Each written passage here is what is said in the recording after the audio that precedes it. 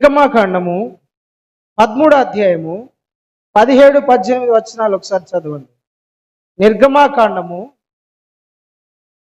13వ అధ్యాయము 17-18 వచనం. మరియు ఫరో ప్రజలను పోనీయగా ఈ ప్రజలు యుద్ధము చూచినప్పుడు వారు పశ్చాత్తాపడి ఐగుప్తుకు తిరుగుదురేమో అనుకొని ఫిలిష్తీయుల దేశము సమీపమైనను ఆ మార్గమును వారిని నడిపించలేదు. అయితే దేవుడు ప్రజలను చుట్టుదారియకు ఎర్ర సముద్రపు అరణ్య మార్గమున నడిపించెను. ఇజ్రాయేలీలు యుద్ధ సన్నద్ధులై ఐగుప్తులో నుండి వచ్చిరి. ప్రైజ్ ది లార్డ్, హల్లెలూయా. ప్రియమైన దేవుని బిడ్డలారా, దేవుడు ఐగుప్తులో నుంచి వీళ్ళను బయటికి తీసుకొచ్చినాడు. దేవుడు వాగ్దానం చేసిన భూమి కరెక్ట్గా వాళ్ళు 4 రోజులు లేదా ఒక 40 రోజులు గట్టిగా ఎంత నిదానంగా నిబ్బరంగా పోయినా కూడా 40 రోజుల్లో దేవుడు చూపించే కానాను అనే దేశానికి వెళ్ళిపోవచ్చు. కానీ దేవుడు ఏం చేస్తున్నాడంటే వీళ్ళను ఇంత దగ్గరగా ఇంత తొందరగా పంపించకూడదు. వీళ్ళను చుట్టూ ఐగుప్తు దేశంలోంచి బయటికి తీసుకొచ్చినారు. ఫిలిష్తీయుల దేశంలో నుంచి వీళ్ళని తీసుకుపోకుండా చుట్టూ దారిలో నుండి వాళ్ళని తీసుకుపోయినాడు దేవుడు. షార్ట్ కట్ దేవుడు తీసుకోవాలా, షార్ట్ కట్ దేవుడు వాళ్ళని నడిపించాలా. ఎట్లా నడిపించాడంటే తెలిసిన చుట్టూ మార్గము గుండా వాళ్ళని నడిపించాడు. ఎందుకు చుట్టూ మార్గం గుండా స్ట్రైట్గా వెళ్ళిపోతే 40 రోజుల్లో వెళ్ళిపోతారు. కానీ 40 రోజుల్లో వెళ్ళడం దేవుని చిత్తం కాదు.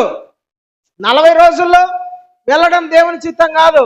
7 వారాలలో బాగవడం దేవుని చిత్తం కాదు. 7 వారాలలో దీవించబడడం దేవుని చిత్తం కాదు. 7 రోజులలో బాగైపోవడము, కొంతమంది ఉంటారు కదా 7 weeks, only 7 weeks come you are all blessed అంటారు. 7 వారాలు రెండే అంత బాగా అయిపోతుంది. 7 షార్ట్ కట్ పెడితే దేవుడు అట్లా వీళ్ళు షార్ట్ కట్లో 40 రోజులు వెళ్ళిపోవచ్చు అండి. కానీ దేవుడు అట్లా పంపించలా. ఎట్లా పంపించాడంట? 40 రోజులు పంపించే జరిగే ప్రయాణము 40 సంవత్సరాలు తిరిగినారంట వాళ్ళు. ఎందుకు ప్రభా 40 సంవత్సరాలు? 4 రోజులు చక్కగా నుంచి ఆడికి వెళ్ళిపోతే అయిపోతుంది కదా. ఒక నెలలో హ్యాపీగా మేము ఆడ ఇల్లు కట్టుకుంటాం, బంగ్లాలు కట్టుకుంటాం, మంచిగా పొలాలు వేసుకుంటాం, సరిపోయింది కదా. ఎందుకు 40 సంవత్సరాలు తిప్పినాం అంటే, అరే బాబు మీరు ఐగుప్తులో నుంచి బయటకు వచ్చినారు కదా. ఐగుప్తులేమి పిల్లల్లో పసిపిల్లల్లో క్రికెట్ ఆడుకునే వాళ్ళ కాదు. వాళ్ళు యుద్ధము చేసేవాళ్ళు. వాళ్ళకు యుద్ధ నైపుణ్యత తెలుసు. వాళ్ళకు తిరగబడితే ఎట్లా వాళ్ళను లోపరుచుకోవాలో వాళ్ళకి తెలుసు. మళ్ళా వాళ్ళు మిమ్మల్ని తీసుకురాగలరు. మిమ్మల్ని మీరు పశ్చాత్తాపడి వాళ్ళు సైన్యంగా మీ మీదకి వస్తే మీరు భయపడి మళ్ళా వెళ్ళిపోగలరు. మీకేమో యుద్ధం తెలియదు. సరే, ఐగుప్తులో నుంచి ఎట్టొకటి నేను మిమ్మల్ని తీసుకొని వచ్చిన. ఐగుప్తు తర్వాత ఇంకొకటి మళ్ళీ మీ మీదకి వస్తే మీరు ఏం చేస్తారు? వానికి బానిస అయిపోతారా? వాని చేతి కింద ఉంటారా?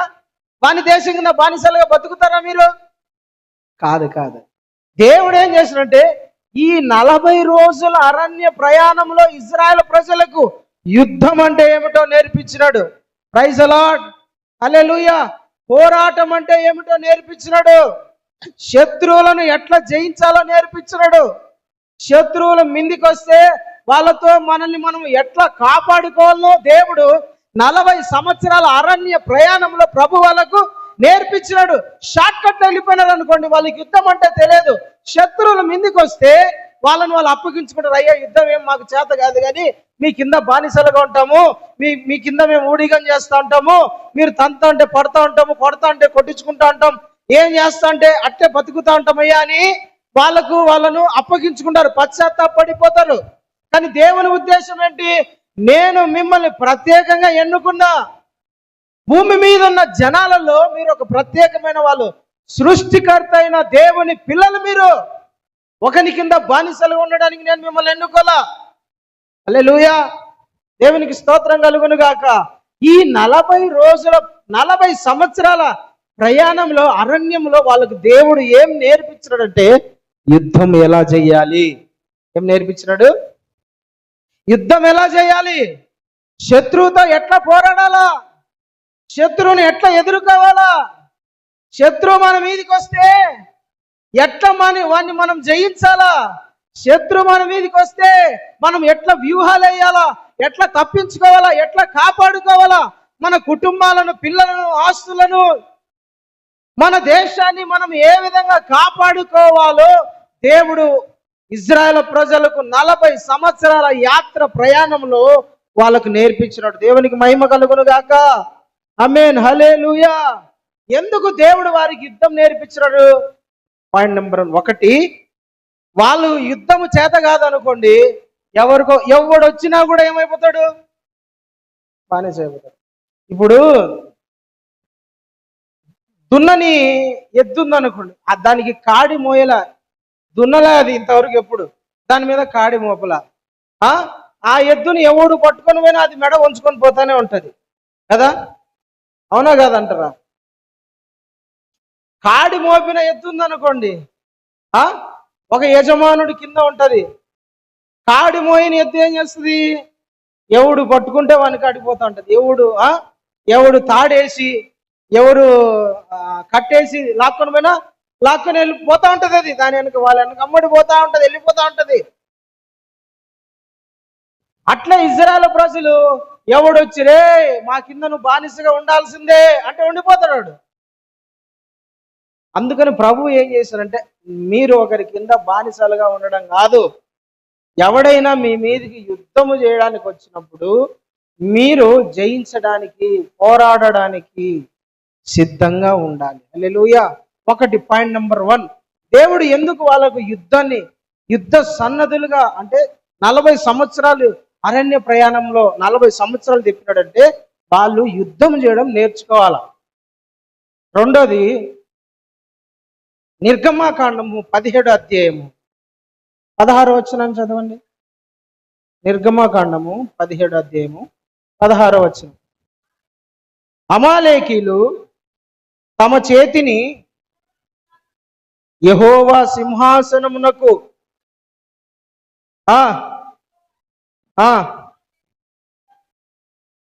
చారండి.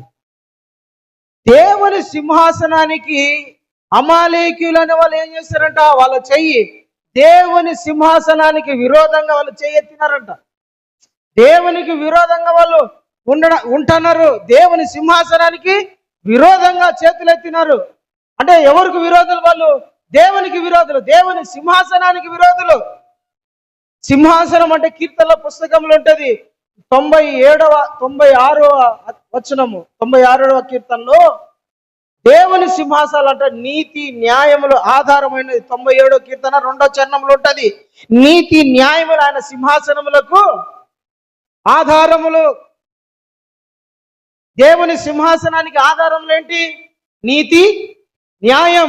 అలాంటి నీతి న్యాయానికి, దేవుని సింహాసనానికి అమాలేకులు అన్న వాళ్ళు విరోధంగా లేచినారంటండి. దేవునికి వ్యతిరేకంగా ఒక జనం లేచింది, ఒక గుంపు లేచింది. నీతి న్యాయంగా దేవుడు నడుచుకుంటారంటే మాకు నీతి వద్దు, న్యాయం వద్దు, మా ఇష్టం వచ్చినట్టు బ్రతుకుతాం. షార్పు తగ్గి, పైన తగ్గి, ఎర్రది కంపోజర్. Praise the Lord. నీతి న్యాయములు దేవుని సింహాసనానికి నీతి న్యాయముల ఆధారం. అయితే ఈ అమాలేకులంట నీతికి న్యాయానికి విరోధులు. నీతికి న్యాయానికి తగినట్టు వాళ్ళు బతకరు. దేవుడేమో నీతి న్యాయములు కలిగి బ్రతకండి, నీతిని వెంబడించండి, న్యాయము కలిగి ప్రవర్తించండి. హల్లెలూయా. దేవుడు ఏమో కోరుకున్నాడు ప్రజల దగ్గర నుంచి? నేను బలులు కోరువాడను కాను గాని, ఏం కోరుతాడంట ప్రభు? హోషేయ గ్రంథం 6వ అధ్యాయం 6వ వచనంలో ఉంటది, నేను బలులు కోరువాడను కాను గాని ఏం కోరుతున్నాడు? కనికరమును. చదువుమ్మా, హోషేయ గ్రంథం 6వ అధ్యాయం 6వ వచనం. నేను బలిని కోరను గాని కనికరమునే కోరుచున్నాను. దహన బలుల కంటే దేవుని గురించిన జ్ఞానం గొప్పది. చాలు.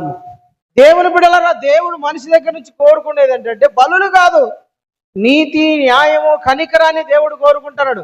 కానీ ఈ అమాలేకుల ప్రజలంట దేవుని సింహాసనానికి విరోధంగా ఉన్నారంట. అందుకని దేవుడు అన్నాడు, తరములు అమాలేకులకు నాకు విరోధం. తరతరాలు. ఒకటి, ఇజ్రాయేల్ ప్రజలు వాళ్ళని వాళ్ళు కాపాడుకోవడానికి యుద్ధం చేయాల. రెండోది, దేవుని పక్షంగా యుద్ధం చేయాలి. అనండి, వాళ్ళని కాపాడుకోవడానికి యుద్ధం చేయాలా. రెండోది, దేవుని పక్షంగా యుద్ధం చేయాలి. వాళ్ళని కాపాడడానికి యుద్ధం నేర్చుకో. షార్ప్ తగ్గింది, మధ్యలో తగ్గింది. Praise lord. బేస్ పెట్టు, కొంచెం పెట్టు. షార్ప్. హల్లెలూయా. చాలు, ఇంకా సరిపోయింది. దేవునికి స్తోత్రం. ఒకటి, వాళ్ళు కాపాడుకోవడానికి యుద్ధం నేర్చుకోవాలి. రెండోది, దేవుని పక్షముగా యుద్ధం చేయాలా. అదేందన్నా దేవుని పక్షంగా యుద్ధం చేయడం ఏంది? మనకంటే యుద్ధం అవసరం, మరి దేవుని పక్షంగా యుద్ధం చేయడం ఏంది? దావీదు గురించి ఒక మాట రాయబడింది. అబిగేల్ అంటది, అయ్యా నా ఏలినవాడా, నీవు యెహోవా యుద్ధములను చేయువాడవు. దావీదు ఎవరంట? యెహోవా యుద్ధములు చేయువాడవు. 1 సమూయేలు గ్రంథము 25వ అధ్యాయం 28వ వచనములో ఉంటది. చూడండి, సమూయేలు మొదటి గ్రంథము చదుమ్మా. 25వ అధ్యాయము 28వ వచనం. నీ దాసురాలకు నన్ను క్షమించు, నా ఏలిన వాడవకు నీవు యెహోవా యుద్ధములను చేయువాడవు గనుక సంతానం ఇచ్చును. Praise Lord. హల్లెలూయా. దావీదు ఎవరంట తెలిసినా? దేవుని యుద్ధములను చేయువాడు. దేవుని పక్షంగా నిలబడి, దేవుని ముందు నిలబడి, దేవుడు ఎవరితో అయితే యుద్ధం చేయాలనుకుంటున్నాడో వాళ్ళతో ఏం చేస్తాడంటే దావీదు యుద్ధం చేస్తాడు. అంటే దేవుడు యుద్ధం చేయాలని ఎందుకు అనుకుంటాడు? దావీదు దేవుని యుద్ధములు చేయవాడంట. దావీదు దేవుని యుద్ధాలు చేయడం ఏంది? అమాలేకీలతో దేవుడంట శాశ్వత కాలము మీకు నాకు యుద్ధం జరుగుతుంది అన్నాడు. అదేంది ప్రభా, మనుషులకు నీకు యుద్ధం ఏందయ్యా అంటే, మనుషులతో కాదు దేవుడు యుద్ధం చేసేది, మనుషులలో ప్రభావం చేసే, మనుషులను ప్రేరేపించే క్రూరత్వముతో దేవుడు యుద్ధం చేస్తాడు. ఒకనొక రోజు ఇజ్రాయేల్ ప్రజలలో ఒకడు అన్యజనురాలను, ఒక వ్యభిచారం చేసే స్త్రీని తీసుకొని వచ్చి అందరు చూస్తుండగా ఆమెతో పాపం చేస్తా ఉన్నాడు. దేవుడు చెప్పినాడు, ఏ పరాయి స్త్రీని, పరాని భార్యను నువ్వు ఆశించకూడదు, ఆమెను కోరుకోకూడదని దేవుడు చెప్పినాడు. అయితే ఈడు అందరు చూస్తుండగానే మోయాబు అనే ఒక అన్యజనురాల్ని తీసుకొని వచ్చి అందరు చూస్తుండగా ఆమెతో పాపం చేసినాడు.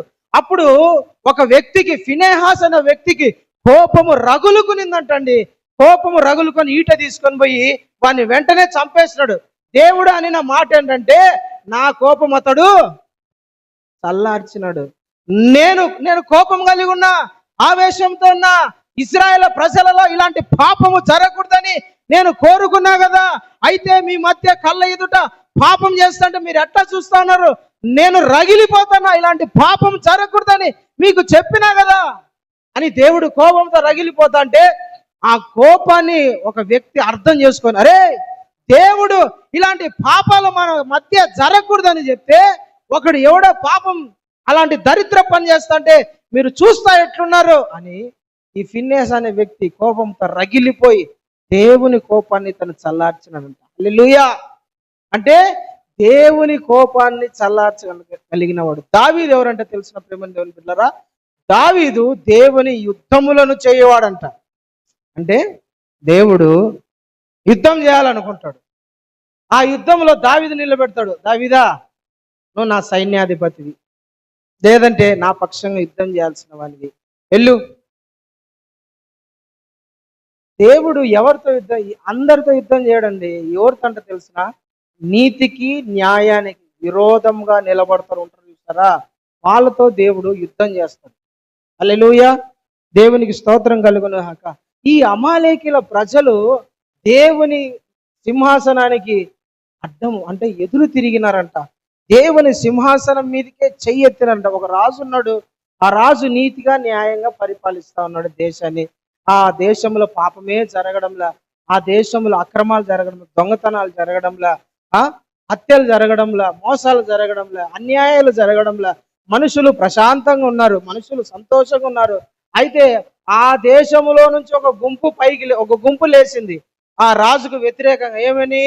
మేము మా ఇష్టం వచ్చినట్టు బతుకుతాము, నువ్వేవుడు మా మీద పెత్తనం చేయడానికి? మేము మా ఇష్టం వచ్చినట్టు బతుకుతాం, దొంగతనం చేస్తాం, మోసం చేస్తాం, హత్యలు చేస్తాం, మా ఇష్టం వచ్చినట్టు బతుకుతాం. నువ్వెవరు చేయడానికి? నువ్వెవరు మాకు అడ్డం చెప్పడానికి? మా ఇష్టం వచ్చినట్టు మేము బతుకుతాం, నువ్వు మాకు చెప్పకూడదు అంటే అది రాజు సింహాసనానికి, రాజు న్యాయానికి, రాజు ధర్మానికి, రాజుకు ఎదురు తిరిగిన వాళ్ళు ఇతరు. అప్పుడు రాజు ఏం చేస్తాడు? అరే వీళ్ళు నాకు విరోధంగా ఉన్నారు, వీళ్ళు ఇట్లా తిరగబడితే వీళ్ళని చూసి ప్రజలు ఏం చేస్తారు? వీళ్ళు తిరగబడతారు. ఏమని తిరగబడతారు? వాళ్ళు చేస్తే తప్పు లేదు, మేము చేస్తే తప్ప. వాళ్ళు చేస్తే కరెక్ట్, వాళ్ళు చేస్తే నువ్వేమన్నా, మేము చేస్తే అంటావా? వాళ్ళు ఏమని చేయొచ్చు, దొంగతనం చేయొచ్చు, మోసం చేయొచ్చు, హత్యలు చేయొచ్చు, ఇష్టం వచ్చినట్టు బ్రతకచ్చు, వాళ్ళు నువ్వేమనవా? అంటారా అనరా? వాడిని చూసి ఒక 10 మంది నేర్చుకుంటారు. దేవుడు ఏం చేసినట్టే, వీళ్ళు ఇంత అన్యాయంగా బ్రతుకుతున్నారు, ఇంత కఠినంగా ఉన్నారు, నీతికి న్యాయానికి విరోధంగా బ్రతుకుతున్నారు కాబట్టి తరతరాలు నాకు వాళ్ళకు యుద్ధం జరుగుతుందని దేవుడు చెప్పినాడు. ప్రైజ్ లార్డ్, హల్లెలూయా.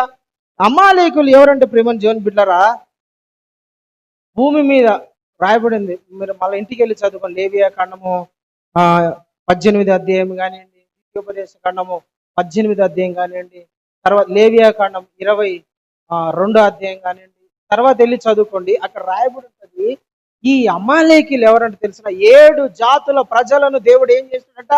లేకుండా చేయమన్నాడు, తుడిచిపెట్టేయమన్నాడు. ఎందుకు ప్రభా 7 జాతుల ప్రజల్ని తుడిచిపెట్టేమన్నావు? పిల్లలను కూడా కనికరించుకోకుండా చంపమన్నాడంటే ఎందుకు తెలుసా? వాళ్ళు చిన్న పిల్లల్ని తీసుకుపోయి దేవత పేరు మీద, మిలేకు అనే దేవత పేరు మీద బలులు అర్పించేవాళ్ళు. చిన్న పిల్లల్ని, అంటే సంవత్సరం 2 ఏళ్ళు ఉంటారు చూసారా, ఆ పిల్లల్ని తీసుకుపోయి ఆ దేవత పేరు మీద బలులు ఇచ్చేవాళ్ళు. తల్లిదండ్రులు చూస్తుండగానే గొంతు మీద కాలు పెట్టి తొక్కేసేవాళ్ళండి.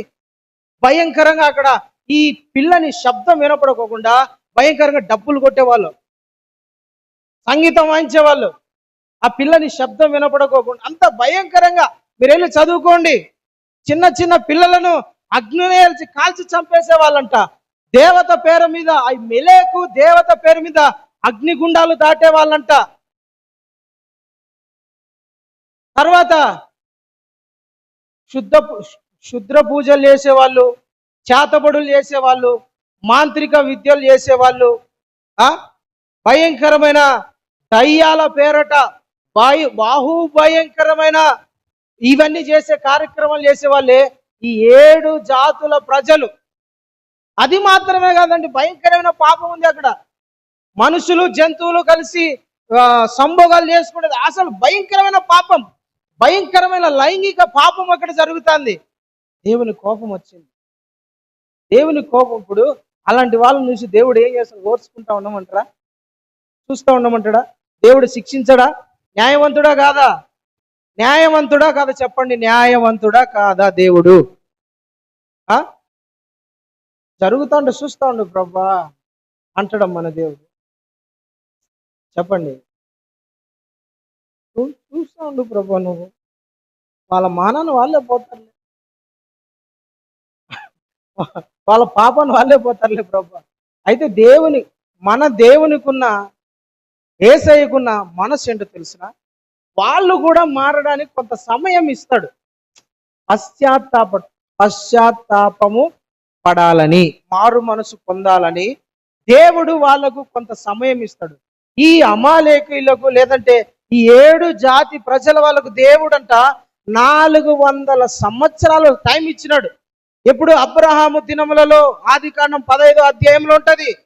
అబ్రహామా, అమాలేకీయుల అమ్మోరీయుల అక్రమము ఇంకను సంపూర్తి కాలేదు గనుక ఈ దేశమును నీకు ఇప్పుడయ్యను, నీ 4వ తరము నీకు ఇస్తా. ఎందుకు? వీళ్ళు పాపం చేస్తున్నారా? చాలాసార్లు నేను చెప్పా, వెయిట్ చేయి, 4వ తరం వరకు వెయిట్ చేయి. ఎప్పటి వరకు అంట? ఆదికాండము 15వ అధ్యాయము. ఆదికాండము 15వ అధ్యాయము 16వ వచనం. 15, 16 చదవండి అమ్మా. ఆదికాండము 15వ అధ్యాయం 16వ వచనం. అమోరీయుల అక్రమము ఇంకను సంపూర్ణము కాలేదు గనుక నీ 4వ తరము వారు ఇక్కడికి మరలా వచ్చేదరని నిశ్చయముగా తెలుసుకోనమని అబ్రాహాముతో చెప్పెను.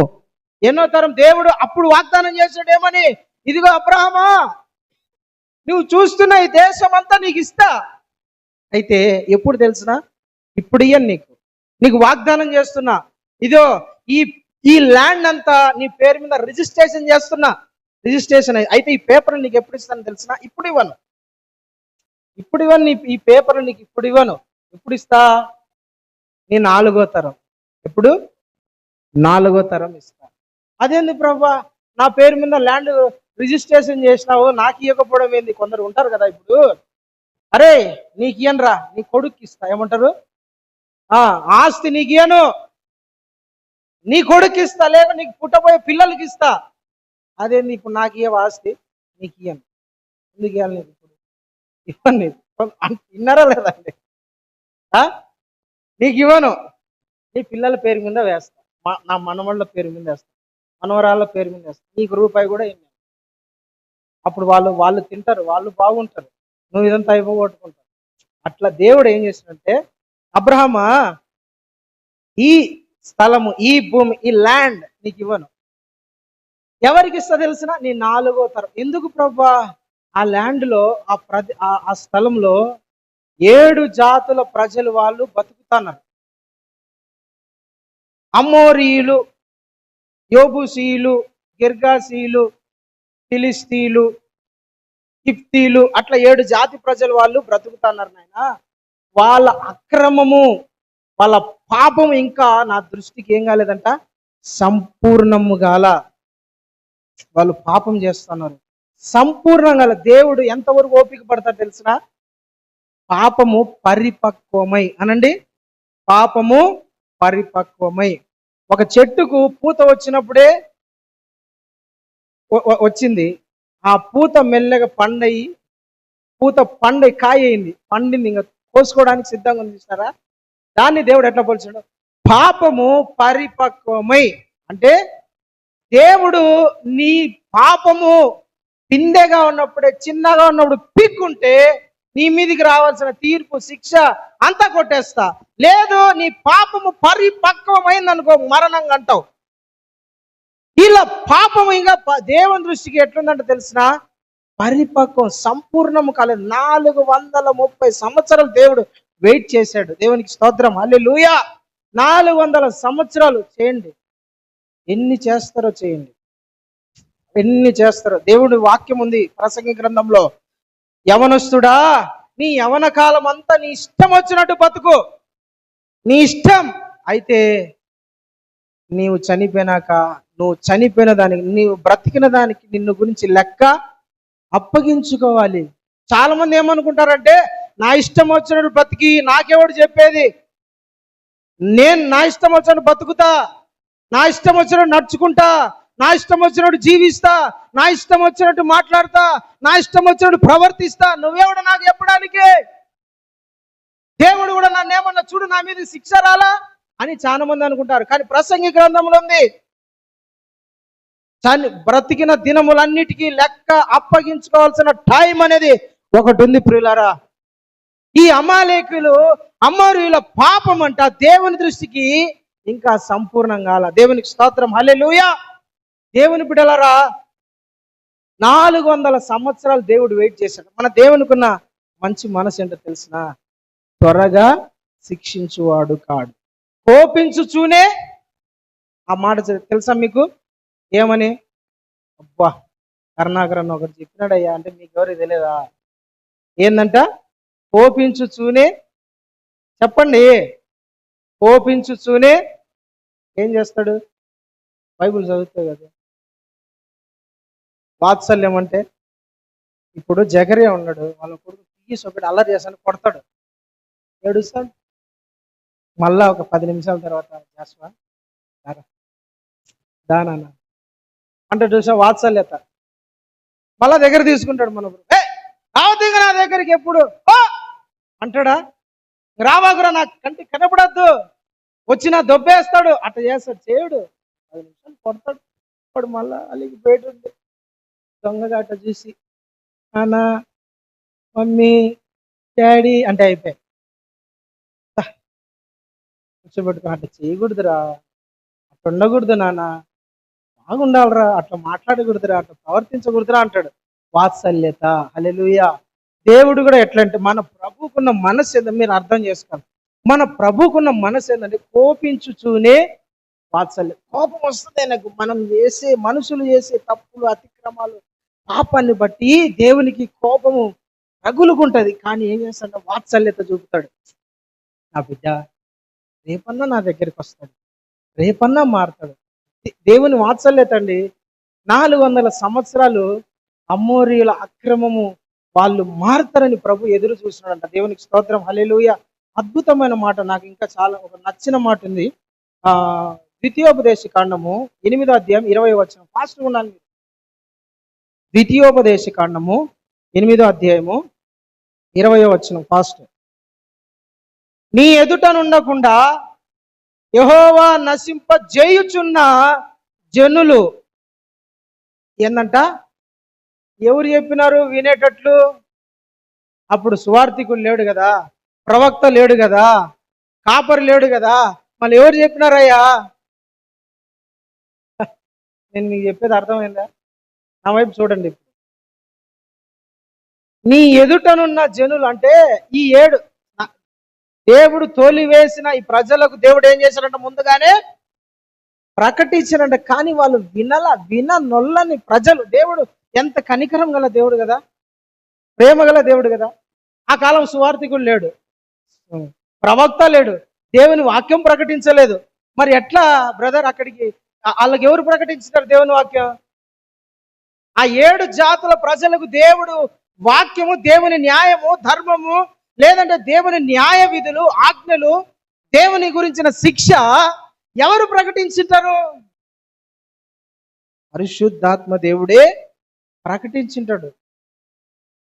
అయితే వాళ్ళు ఏం చేయలేదంట?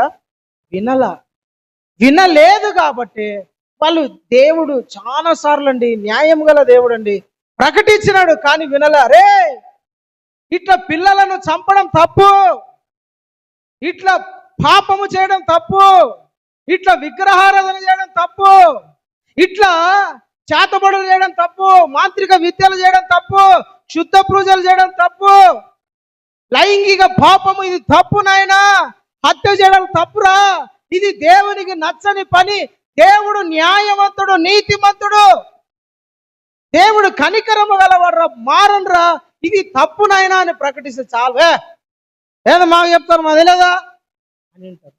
దేవుడు 430 సంవత్సరాలు ఓపిక పట్టి పట్టి పట్టి పట్టి సంపూర్ణత అయింది. దేవుడు ఇజ్రాయెల్ ప్రజలను బయటికి తీసుకొచ్చినాడు. యుద్ధం నేర్చుకుంటారా బాబు, ఏమన్నాడు? యుద్ధం నేర్చుకుంటారా మీరు. ఎందుకు ప్రభా? భూమి మీద 7 జాతుల ప్రజలు వాళ్ళు పాపము, అక్రమము ఎక్కువైపోయింది, వాళ్ళను భూమి మీద లేకుండా నేను చెయ్యాలనుకుంటున్నాను. హల్లెలూయా. దేవునికి స్తోత్రం కలుగును గాక.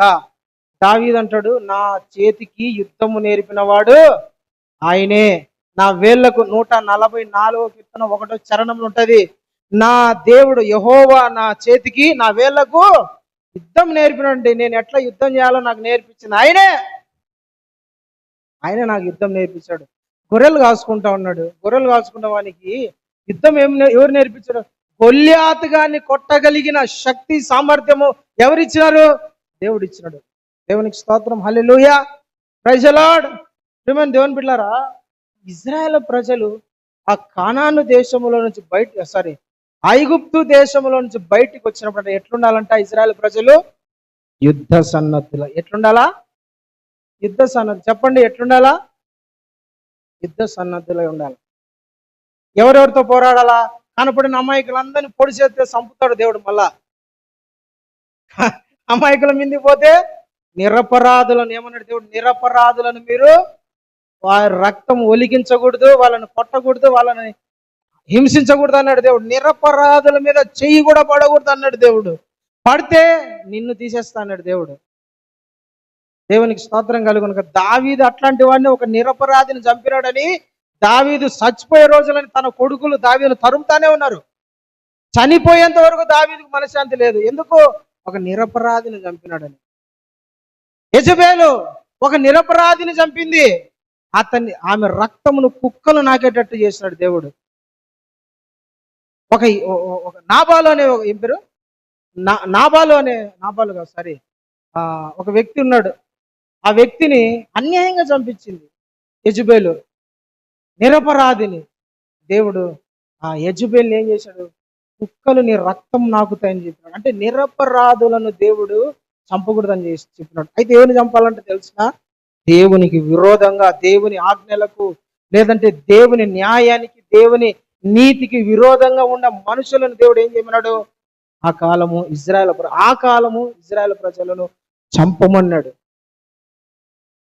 మరి ఇప్పుడు కూడా మేము కూడా ఒక కత్తి తీసుకొని పోతాం పాస్టర్, మాకు కూడా ఒక కత్తి అని అంటారా?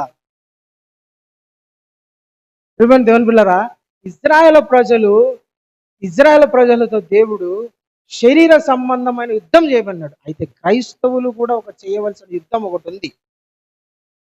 మనము కూడా ఒక యుద్ధ భూమిలోను, అనండి ఎక్కడున్నాం? యుద్ధ భూమి. We are all warriors. మనం ఒక సైనికులం, మనం ఒక సైన్య సమూహము, మనం ఒక యోధులము. మనము చేయాల్సిన యుద్ధాలు, ఇజ్రాయెల్ ప్రజలు చేయాల్సిన యుద్ధాలు వేరు, అవి అయిపోయినాయి. దానితో మనకు సంబంధమే లేదు అసలు. అట్ట చేయకూడదు, అది మనకు సంబంధం లేదు. అయితే మనము చేయాల్సిన యుద్ధాలు ఉన్నాయి. అయితే మనం చేయాల్సిన యుద్ధం ఏంటంటే ఆత్మ సంబంధమైన యుద్ధం. హల్లెలూయా చెప్పండి. ఏంది? ఆత్మ సంబంధమైన యుద్ధం. ప్రార్థన, బాప్తిసం తీసుకున్నాం, ప్రభు నమ్మినావు, ప్రభు బల్లారాధన చేస్తున్నావు, మందిరానికి వస్తున్నావు. యుద్ధం ఇంకా నువ్వు ఎట్లా అంటే యుద్ధ భూమిలోకి దిగినట్టే. పిరికి వాడిని తీసుకొచ్చి యుద్ధ భూమిలో పెడతాడు దేవుడు. అనండి, పిరికి వాడిని తీసుకొచ్చి దేవుడు యుద్ధ భూమిలో పెడతాడు. నీకు యుద్ధం స్టార్ట్ అవుతుంది. ఇంకా ప్రభు నమ్మకం ముందు బలంగానే తాగుతా, తిరుగుతా, ఎంజాయ్ చేస్తా, ఇష్టం వచ్చినట్టు మాట్లాడతా, సినిమాలో పోతా, షికార్లకు పోతా, ఇష్టం వచ్చినట్టు ఉంటా. ఎట్లుంటే అప్పుడు నాకు అప్పుడు ఏం రాలేదన్న, సమస్యలే లేవు, no worries, always I happy, బాగున్నా. మరి ఎందుకని నాకు ఇప్పుడు ఇన్ని కష్టాలు, ఇంత ఇబ్బంది, ఇన్ని శోధనలు, ఇంత వ్యతిరేకత? అంటే నువ్వు యుద్ధ భూమిలో ఉన్నావు. ఎక్కడున్నావు? హల్లెలూయా. నిన్ను దేవుడు ఎక్కడ తీసుకొచ్చి పెట్టాడు? యుద్ధ భూమిలోకి తీసుకొచ్చి పెట్టినాడు. అసలు నీకు కష్టాలే రాలా, ఇబ్బందులే రాలా, శోధనలే రాలా, నీకు ఏమి శ్రమలే లేవు, వ్యతిరేకతే లేదు, హ్యాపీగా ఉందన్నా. క్రిస్టియన్ లైఫ్ చాలా సంతోషం. 3 పూర్వాలు కాయలుగా ఉంది. అసలు ఏం లేదు. ఆదివారం అయితే చర్చికి పోతా, ప్రార్థన అయిపోతుంది, మటన్ బిర్యానీ చేసుకుంటా, తింటా, పడుకుంటా, ఏం లేదు అంటే అరే నువ్వు యుద్ధంలో లేవు, అసలు ఇంకా ఐగుప్తులోనే ఉండవు అర్థం. ఒక్కసారి రక్షించబడిన వ్యక్తి యుద్ధ భూమిలోకి దిగినట్లే. దేవునికి స్తోత్రం కలుగును గాక. హల్లెలూయా. యుద్ధ భూమిలోకి దిగినట్లే. ఇంకా నువ్వు స్టార్ట్. ఒక యోధునివి, ఒక పోరాడే యోధును అండి. దేవునికి మహిమ కలుగును గాక.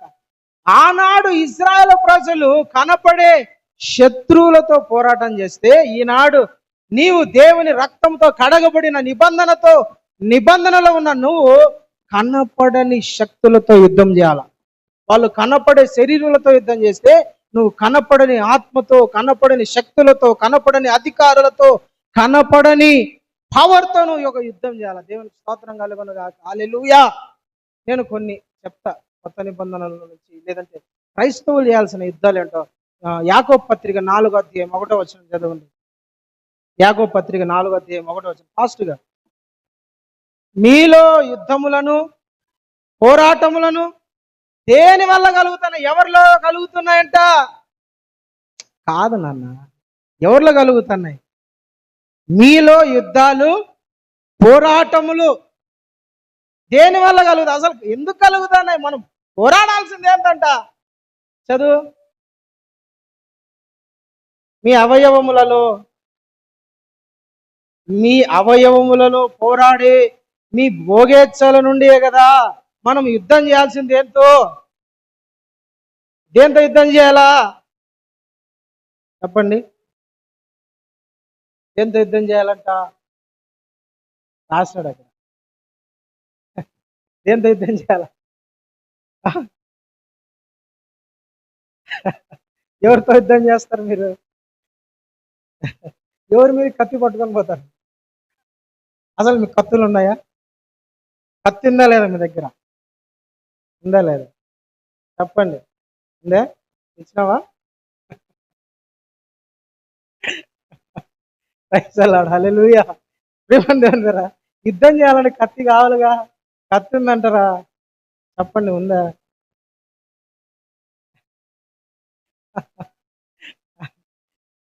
ఎందుకు లేదు పాస్టర్, బాగా నూరి పెట్టిన కత్తిలు ఇంట్లో స్నాన పెట్టిన. ప్రియులారా, కత్తి అంటే ఈలో మనము కంటికి కనపడే మనం వాడే కూరగాయలు కట్ చేసే కత్తో, లేదంటే చెట్లు నరికే కత్తో, మటన్ కొట్టే కత్తో కాదు. వాక్యంలో రాయబడింది కత్తి అంటే, ఖడ్గం అంటే చాలా విధాలుగా పోల్చబడింది. ఒకటి, వాక్యం అను ఆత్మ ఖడ్గం అంట. వాక్యం అను ఆత్మ ఖడ్గం. వాక్యం అనే ఆత్మగా, దేవుని వాక్యం అనే ఆత్మ ఖడ్గం అంటాడు. వాక్యాన్ని, ఆత్మను, పరిశుద్ధ ఆత్మను రెండిటిని కత్తితో పోల్చినాడు. రెండో పేతురు అంటాడు, పేతురు తీసుకొని వచ్చి కత్తి తీసుకొని కసక్కని అలా ఒక ఒక చెవి నరుకుతాడు. ప్రధాన యాజకుని, సైనికుని చెవి నరుకుతే, కత్తి పట్టుకున్నవాడు కత్తితోనే వస్తాడు. పెట్టు మర్యాద కత్తి. కత్తి తీయకూడదు, కత్తితో ఎవరిని ఏ హాని చేయకూడదు, కత్తి ముట్టకూడదు.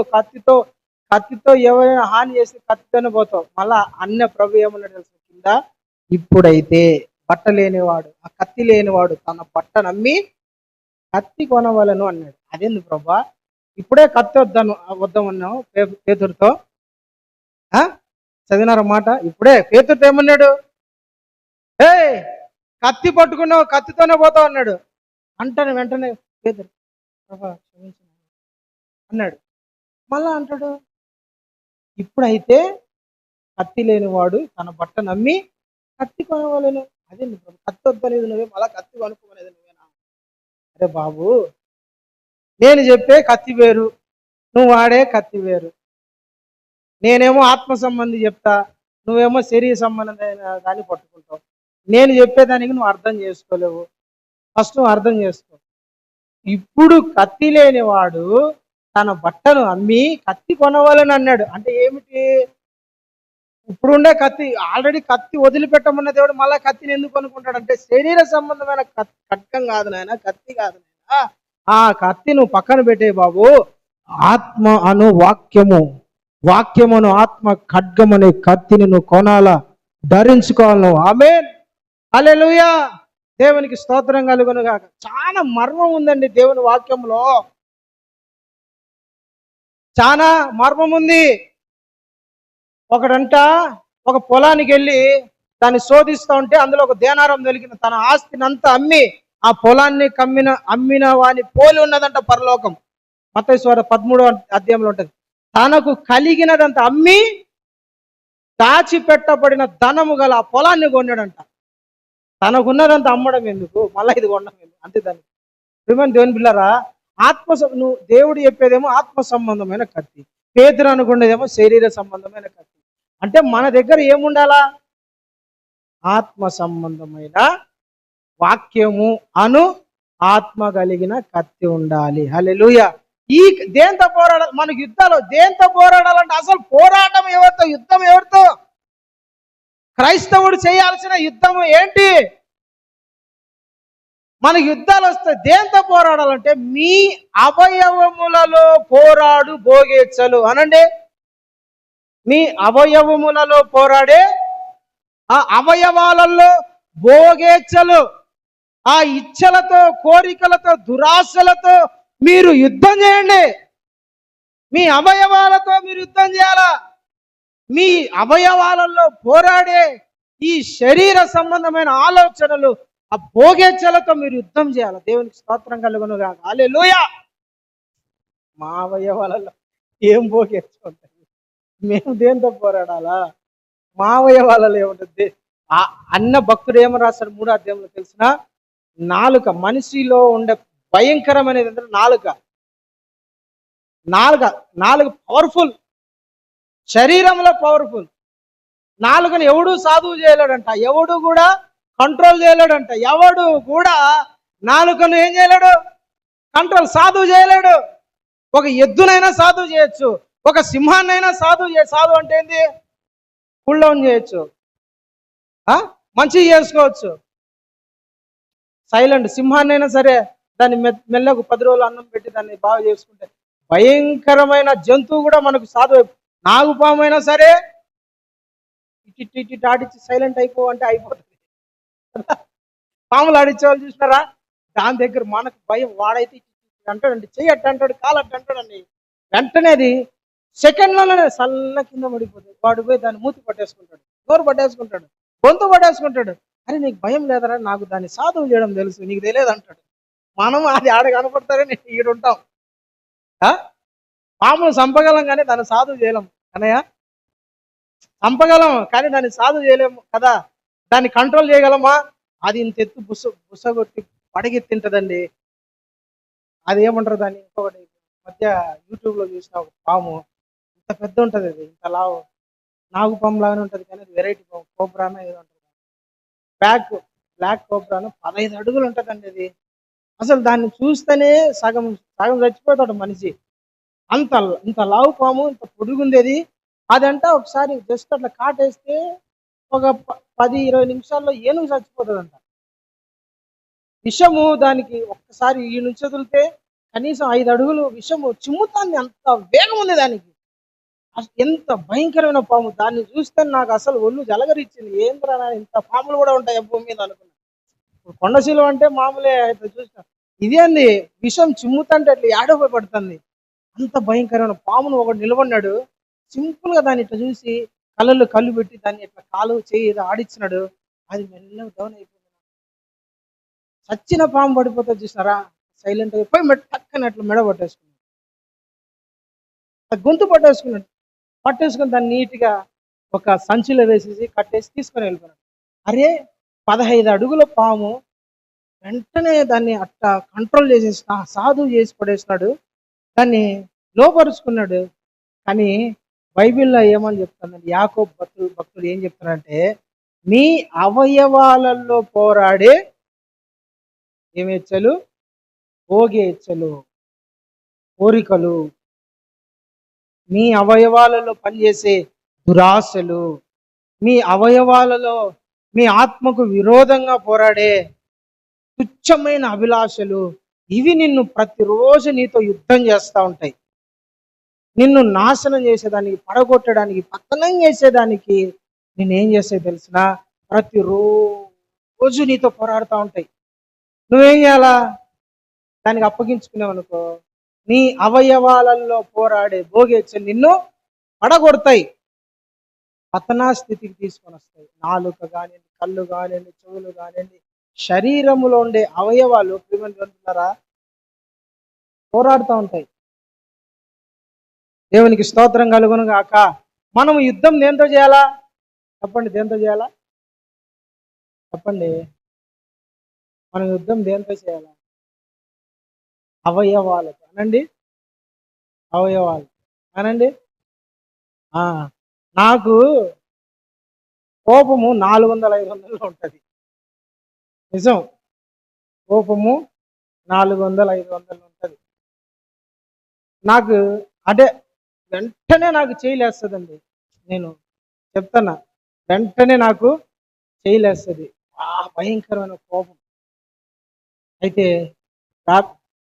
ఇది నాలో నుంచి పోవాలని చాలా సార్లు నేను ఇది కంట్రోల్ చేసుకోవాలా, కోపాన్ని పోగొట్టుకోవాలా. ఈ కోపం నన్ను చాలా ఇబ్బంది పెడతాను. నరుని కోపం దేవుని నీతిని నెరవేర్చదు. తన కోపం తనకే శత్రువు. నా కోపం నాకే నష్టం, నాకే శాపాన్ని తీసుకొచ్చి పెడుతుంది. నా కోపం నాకే దరిద్రం అని నేను చాలా సార్లు అనుకున్నా, కానీ నా కోపాన్ని నేను కంట్రోల్ చేసుకోలేకపోతాను. రోజు పోరాడుతూ ఉంటా. మనం ఏం చేయాలంట? రోజు మన అవయవాలలో భోగేచ్ఛలతో మనల్ని రేపుతూ ఉంటుంది. అప్పుడు ఏం చేయాలి తెలిసిన? ఆత్మ అనే వాక్యం అనే ఆత్మ ఖడ్గంతో దీన్ని ఏం చేయాలి? రోజు నరుకుతా ఉండాలి. గార్డెన్ పని చేయాలి. గార్డెన్ తెలుసా? చెట్లు మొలుస్తాంటే ఆడికి పోతే ఆడి పిచ్చి చెట్లని పీకుతా ఉంటాడు రోజు. ఆయనకు అదే పని. రోజు పీకుతా ఉంటాడు. ఒక రోజు చాలు, ఏం లేదు, వారానికి ఒకసారి పీకి ఏం కాదులే అంటే కత్తి తీసుకుంటాడు, కస కస కస కస కస కొట్టుకుంటా పోతాంటాడు. ఆయన గట్టిని చెట్లను వేస్తానే పోతాంటాడు. అయ్యా ఒకరోజు ఒక వారం కట్ చేయకుండా, అన్నా వద్దన్నా, మొత్తం పంటనే నాశనం చేస్తా, పురుగు పడుతుంది, నాశనం అయిపోతుంది. కత్తి తీసుకొని ఏం రోజు నరుకుతా ఉన్నాడు కూర్చొని అదే పనిగా. దేన్ని నరకాల? కత్తి తీసుకొని రోజు కోస్తానే నరుకుతానే ఉండాలని. దేన్ని? కూరగాయల చెట్లనా? మన అవయవములు పోరాడే భోగేచ్చలను కూర్చొని రోజు నరకాలి దాన్ని. ఇంకా ఒక్క రోజు సైలెంట్ అయిపోయిన రెండో రోజు నిన్ను ఇంకేం చేస్తుంది? మళ్ళా ప్రేరేపిస్తుంది. హల్లెలూయా. అందుకనే ప్రేమని దేవుని బిడ్డలారా, ప్రతిరోజు నీ నోటిని, నీ కళ్ళను, నీ చెవులను, నీ చేతులను, నీ అవయవములను అన్నిటినీ ఇచ్చలు కోరికలను రానికోకుండా ప్రతిరోజు అంటే ఏం చేయాలని తెలిసిన? నరుకుతానే ఉండాలి. నరుకుతానే వాక్యంతో, ఆత్మ ఖడ్గంతో పోరాడుతూనే ఉండాలి. దేవునికి స్తోత్రం. హల్లెలూయా. దేవునికి మహిమ కలుగును గాక. ఇంకో మాట చెప్పి నేను ముగించేస్తాను. యోహాను రాసిన మొదటి పత్రిక 2వ అధ్యాయం 14-15 వచనం. యోహాను రాసిన మొదటి పత్రిక 2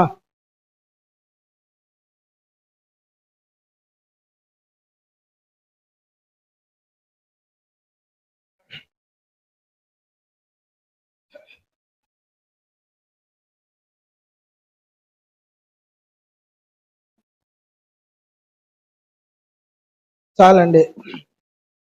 యవనస్తులారా మీరు బలవంతులు, మీరు దుష్టుని జయించున్నారు. హల్లెలూయా. దేవునికి స్తోత్రం. యవనస్తులారా మీరు బలవంతులండి. దేవుని వాక్యము మీలో ఉంది కాబట్టి మీరు బలవంతులు. ఎవరిని జయించినారంట? దుష్టుని జయించినారంట. అంటే మనం ఎవరితో యుద్ధం చేయాలా? దుష్టునితో యుద్ధం చేయాలా? దుష్టునితో పోరాడాలా? దుష్టుని ఆలోచనలతో పోరాడాలా? పాపపు మార్గమున నిలబడుకోకుండా, అపహాస్యకులు కూర్చుని చోటున కూర్చోకోకుండా, యవనస్తుడా నిన్ను ఎవరైనా పాపమునకు ప్రేరేపించగా నువ్వు ప్రేరేపణకు లొంగద్దు. సామెతల పుస్తకంలో ఉంటది, నా రమ్మన్నాడని పోయినానన్నా, తినమన్నాడని తిన్నానన్నా, చూద్దాంరా అంటే వెళ్ళినా, ఒకసారి వెళ్ళొద్దాంరా అంటే పోయినాన్న, ఆడ జరిగిపోయిందన్న అనేవాళ్ళు చాలా మంది ఉంటారు. దుష్టుని జయించాలి. సాతాను గాని దుష్టుని, దుష్ట ఆలోచనలో మనం ఏం చేయాలా? జయించాలి. వంతు రోజు పోరాడుతూ ఉండాలండి. దేవునికి స్తోత్రం కలుగును గాక. హల్లెలూయా. దేవునికి స్తోత్రం కలుగును. ప్రతిరోజు మనము మనలో మనకు విరోధంగా పోరాడే ప్రతి అంధకార సంబంధమైన క్రియలతో ఎప్పుడు కూడా పోరాడుతూ ఉండాలి. అపవాదిగాడు మనకి ఎప్పుడు బద్ద శత్రువాడు. ఎవరిని మింగుదమా అని చూస్తూ అంటాడంట. ఎవరిని మింగుదమా అనే దానికన్నా ఎప్పుడు మింగుదమా అని చూస్తూ ఉంటాడంట. ఎవరిని మింగుదమా అని ఒకటి, ఎప్పుడు మింగుదమా అంటే ఎప్పుడు మింగుతాడు? అవకాశం రావాలని వాడే కల్పిస్తాడు. ఒక అవకాశాన్ని, ఒక ఛాన్స్ నీకు ఇప్పిస్తాడు. వాడే ఇప్పిస్తాడండి అవకాశము. వాడే డబ్బు ద్వారానో, ధనాన్ని బట్టో, డబ్బును బట్టో, ఏదో సంథింగ్ దాన్ని బట్టి నీకు ఆ అవకాశాన్ని ఇప్పిస్తాడు. నువ్వు లొంగిపోయేటట్టు. ఎప్పుడు మింగుదమా అని ఎదురుస్తుంటాడు. ఎవరిని మింగుదమా అని ఎదురుస్తుంటాడు. దొరికినావా టక్కని పట్టుకుంటే ఇంకా అయిపోయి పడిపోతావు. అందుకని ఏం చేయాలంట? దుష్టుని ఎదిరించాల. దేవుని వాక్యము చేత ప్రతిసారి, ప్రతిరోజు, ప్రతి నిమిషం అపవాదిగాంతో మనం పోరాడుతానే ఉండాలి, ఎదిరిస్తానే ఉండాలి. మనకు విరోధంగా, మనకు వ్యతిరేకంగా మనుషులు ఆలోచనలను బట్టి, కోరికలను బట్టి, మాటలను బట్టి, వాళ్ళ తంత్రాలను బట్టి మనం ఎప్పుడు వాళ్ళలో పడిపోకుండా, వాళ్ళ మాటలు పడిపోకుండా, ఎచ్చలకు పడిపోకుండా, డంబాలకు పడిపోకుండా, పొగడ్తలకు పడిపోకుండా, అబ్బా నువ్వు సూపర్ అంటే ఇంకా అయిపోయి పడిపోతావు. దృష్టిలో వచ్చేటాడు అక్కను అన్నను పొగుడు ఒకసారి చూడు కావాలంటే ఆకాశం నుంచి దుంకుతాడు అంటాడు. అర్థమైందా పిల్లరా? పొగడ్త కూడా ఒక ఏంది, పొగడ్త కూడా ఒక పడగొట్టే ఆలోచన. అందుకని ఏం చేయాలంటే మనం ప్రతిరోజు పోరాడుతూ ఉండాలా. దేవునికి స్తోత్రం. దుష్టుని ఎదురిస్తూ ఉండాలా, వానితో పోరాడుతూ ఉండాలండి. హల్లెలూయా. దేవునికి స్తోత్రం కలుగును గాక. ఒక వ్యక్తిని దేవుడు ఎన్నుకున్నాడంటే ఆ వ్యక్తి చుట్టూ సాతానుగాడు ఎప్పుడు తిరుగుతానే ఉంటాడు. యోసేపు చుట్టూ తిరిగినట్టుగా నీ చుట్టూ కూడా ఎప్పుడు తిరుగుతానే ఉంటాడు. వానికి ఏం పని ఉండదు. దేవుని ఉద్దేశం ఏంది? యోసేపుని తీసుకుపోయి సింహాసనం మీద కూర్చోబెట్టి ఐగుప్తును పరిపాలించగలిగిన రాజుని చేయాలనేది దేవుని యొక్క ఉద్దేశం, ఆశ. సాతాను గాని ఆశ ఏం తెలిసిన, ఎట్ట తిరిగి ఈయన మీద దేవుని ప్రణాళిక ఉంది కదా, ఈయన్ని పడగొట్టాలి. ఈయన పడగొడితే ఈయన కుటుంబం అంతా ఏమైపోతుంది? నాశనం అయిపోతుంది. ఈయన కుటుంబం చెడిపోతుంది. ఈయన కుటుంబం పతనం అయిపోతుంది. ఈయన కుటుంబము అడుగు తినే స్థాయిలోకి వస్తుంది. ఇప్పుడు కరువు వచ్చినప్పుడు ఏం చేస్తారు? దేశాల మీద పడి అడుక్కుంటారు, అయ్యా మాకేమైనా పెట్టయ్యా అని. లేదంటే ఆకలితో చచ్చిపోతారు. వీళ్ళ ఎట్టయినా సరే ఈయన చంపాలా, ఇజ్రాయేల్ వంశమును భూమి మీద లేకుండా చేయాలనేది ఒక ఆలోచన. కానీ ప్రియమైన దేవుని బిడ్డలారా, యోసేపు దుష్టుని జయించినాడు. దేవునికి స్తోత్రం. హల్లెలూయా.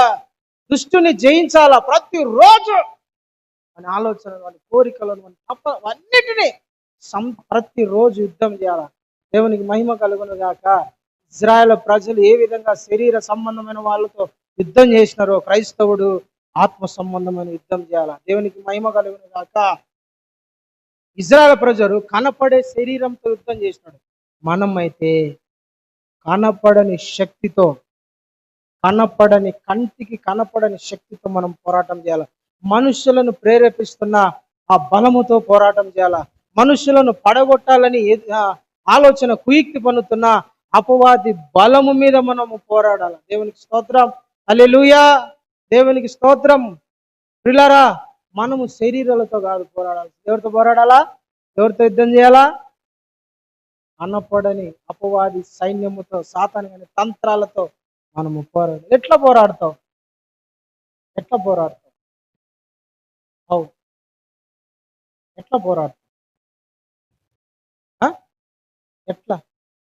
ఎట్లా పోరాడతావు అంతో? సాతాను అంత పోరాటం నీకు తెలుసా? ఎట్లా పోరాడాలో తెలుసా? తెలుసా నీకు? తెలుసా ఎట్లా పోరాడతావు? సాధారణ ఇప్పుడు మనిషితో అయితే ఏదో పోరాడతావు, కనపడినాడు కాదు. కనపడని ప్రేరేపించే శక్తులతో ఎట్ట పోరాడతావు? నిన్ను ప్రేరేపిస్తాడు, అవతల వ్యక్తిని ప్రేరేపిస్తాడు. నిన్ను రెచ్చగొట్టే మనుషులతో ప్రేరేపిస్తాడు. వాడిని నువ్వు అనచాలంటే ఎట్ట నువ్వు అనచగలవు?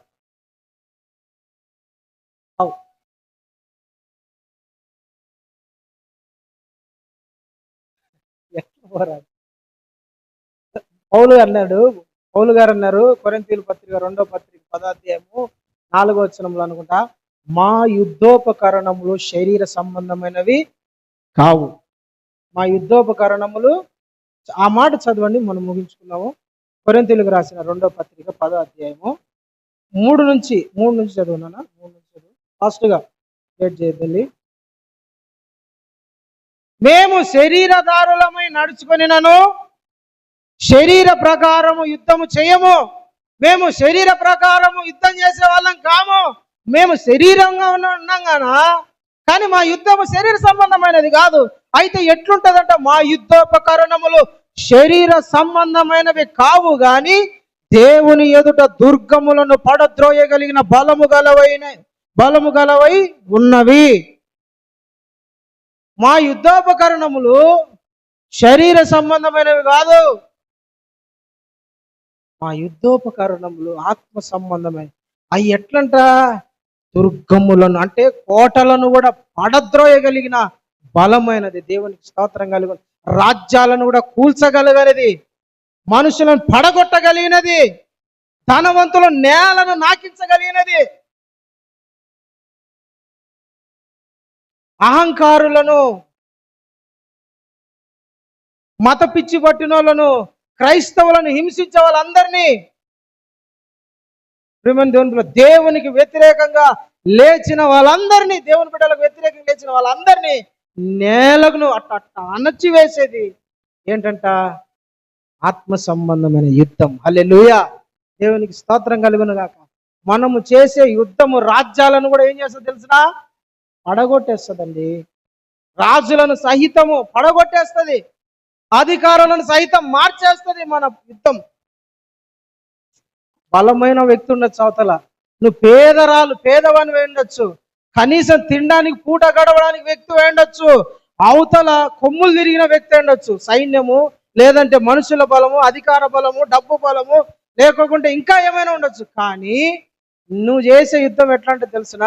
అవతల గొప్ప సైన్యాన్ని, మనుషుల బలాన్ని, డబ్బుని, అధికారాన్ని, అహంకారాన్ని అన్నిటిని నేలకు దించగలదు. దేవునికి స్తోత్రం కలుగును గాక. మా యుద్ధోపకరణములు దుర్గములను పడద్రోయగలిగిన శక్తి కలిగినది. ఏంటయ్యి?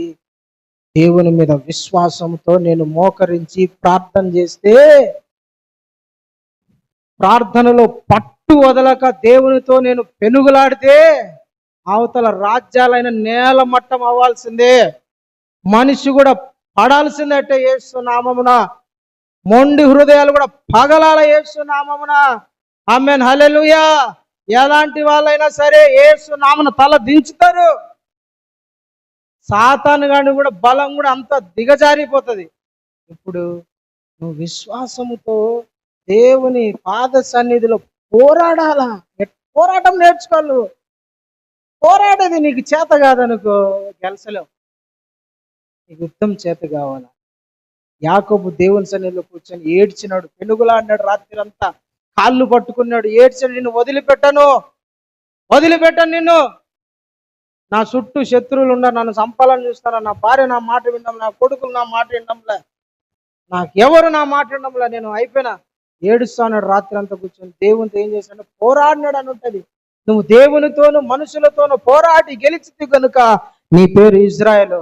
గెలిచినాడని రాత్రి అంతా దేవుని సన్నిధిలో కూర్చొని ఏడ్చి నువ్వు నన్ను గెలిపేయాల్సిందే, నువ్వు నన్ను ఆశీర్వదించాల్సిందే, నాకున్న ఈ దరిద్రం అంతా తీయాల్సిందే, నాకు యుద్ధం నువ్వు నేర్పించాల్సిందే అన్నాడు. రాత్రి అంతా దేవునితో పోరాడినాడు. పొద్దున లేచి ప్రయాణం అయిపోతాన్నాడంట.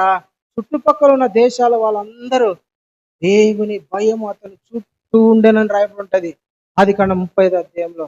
యాకోబు పోతాడు. పొద్దున అనుకున్నారు షెకెము ప్రజలంతా, యాకోబు గాని 70 మందిని ఒక్కరిని కూడా మిగలకుండా పొద్దుని చంపేయాలరా అనుకున్నారు. ప్రార్థన చేసినాడు. ప్రార్థన చేసి పొద్దున లేచి భార్య పిల్లలను అన్ని ఆస్తులు తీసుకొని ప్రయాణం అయిపోతా ఉన్నప్పుడు చంపాలనుకున్నాడు. ఒక్కడు కూడా ధైర్యం చేసి అడుగు ముందు పెట్టలేకపోతున్నాడు. ఎందుకు? దేవుని భయం వాళ్ళ చుట్టూ ఉంది. యాకోబు చుట్టుకొని దేవుని భయం. కారణం పోరాటం. దేవునితో పోరాడినాడు, మనుషులతో పోరాడినాడు. నీకు కూడా యుద్ధం చేత కావాలి. ఏం యుద్ధం? ఆత్మ సంబంధం. అధికారులతో మాట్లాడు ప్రభా. రాత్రి కూర్చొని ప్రార్థన చేస్తే, మోకాళ్ళ మీద ఉంటే ఆలోచనలు చెదిరిపోవాలా, జ్ఞానం చెదిరిపోవాలా, మనసు చెదిరిపోవాలా. నాకు విరోధంగా, సంఘానికి విరోధంగా, దైవజనునికి విరోధంగా, నా కుటుంబానికి విరోధంగా ఎవడో ఆలోచనలు చేయడం ఏంది? ప్రార్థనలో కూర్చో. యేసు నామమున నీ ప్రార్థనలో ఉన్న బలాన్ని బట్టి అన్ని కూడా నీకు అనుకూలంగా మారిపోను గాక. నా కొడుకుని వాడేందో ఏంది ప్రేరేపణించేది, నా భార్యని వాళ్ళేంది వాడేవాడు సాతాను వాడు ప్రేరేపించేది, నా పిల్లని, నా కుటుంబాన్ని వాడేంది కంట్రోల్ చేసేది. యేసు నామమున నా వ్యాపారాన్ని వాడేంది కంట్రోల్ చేసేది, నా ఉద్యోగాన్ని, నా ఆరోగ్యాన్ని, నా సంపదను, లేకుండా నా ఆయుష్ను, నా దాని మీద వాని పెత్తనం ఏంది అని నువ్వు కూర్చొని ప్రార్థన చేయగలిగితే, ఏమని దేవుని బిడ్డలారా, అన్ని నీ కాళ్ళ దగ్గరికి తల వంచాల్సింది. అట్టి యుద్ధము చేయగలిగిన ప్రార్థన యోధులుగా మనమందరం కూడా మార్చబడుతుము గాక. ప్రార్థన శక్తితో మనమందరం నింపబడుతుము గాక. పోరాటము కలిగిన, ఆత్మ సంబంధంగా పోరాడగలిగిన అట్టి కృప పరిశుద్ధాత్మ దేవుడు మనకు దయచేనుగాక, నేర్పించునుగాక. ప్రార్థన చేసుకుందాం, మోకరించండి. Praise the lord, hallelujah.